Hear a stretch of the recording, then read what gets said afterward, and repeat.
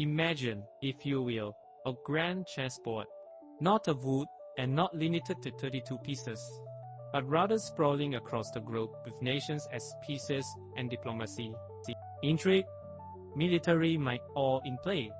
This is the round of strategic studies, a fascinating journey into the minds that orchestrate national power and international maneuvering. Our tale begins in the early 20th century with an intriguing figure, Sir Halford Mackinder, a British geographer whose ideas forged a pathway for modern strategic thought. Mackinder proposed something called the Heartland Theory, which posits that control over a central area of Eurasia could lead to control of the world. Picture this vast land stretching from Eastern Europe all to Russia to Siberia, rich in resources and impenetrable in its natural fortress of mountains and plains. Mackinder theorized that whoever commands this heartland commands the world island Eurasia, and thus moves the world.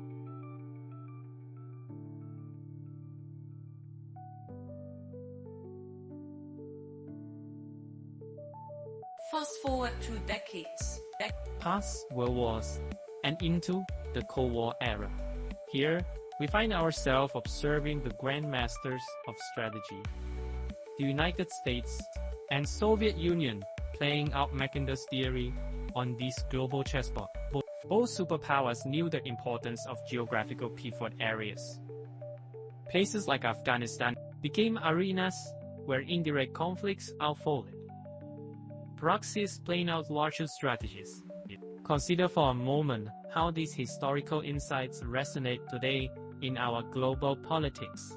Imagine China's modern Belt and Road Initiative as it stretches new roads, railways, bridges, linking China to Central Asia, Europe, and beyond.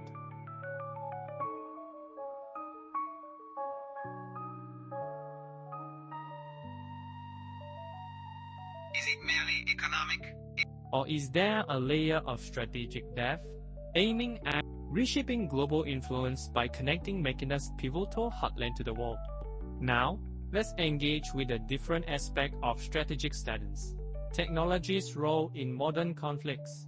Enter cyber warfare, a domain without physical borders where silent wars are waged daily beyond sight.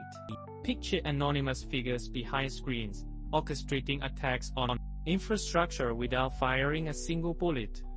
Indeed, Sun Tzu's Art of War for the digital age. Let us reflect on how these strategies affect people like you and me.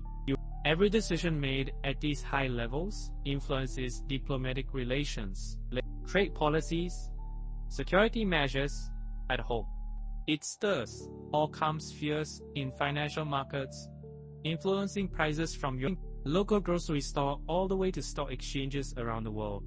In conclusion, strategic studies not only invites us into understanding how nations relate, but challenges us to think about our roles within these narratives as informed citizens and that is how this critique laws to our gen help nation with this process. From Mackinder's era to today's digital frontiers, each move on this grand geopolitical chessboard shapes our collective destiny. Much like every move in chess anticipates an outcome based on strategy. And so I leave you pondering, how will you move next on this board we call world?